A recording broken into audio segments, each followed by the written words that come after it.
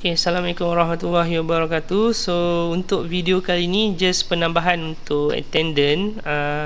Untuk video ni saya nak tunjuk macam mana kita nak tukar benda ni sebab required work 480 minit, actual work 557 minit. So kita nak tukar benda ni ke jam lah, senang supaya kita senang nak tengok.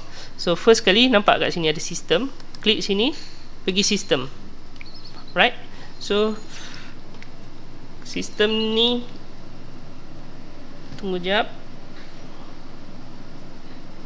Ok, kat sini sistem, kita pergi dekat belah attendance sini attendance setting, klik attendance setting. Kat sini nampak attendance setting dia dalam minit.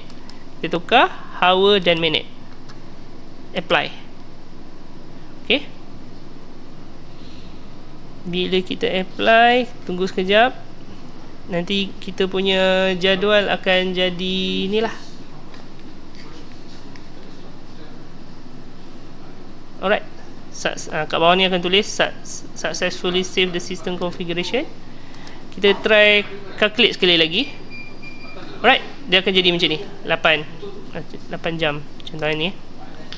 Okay, dia contoh Aisyah ni bekerja 9 jam. Tapi valid work untuk 8 jam lah, sejam rehat. So break time sejam. Okay, itu saja untuk video kali ini. Sekian, terima kasih.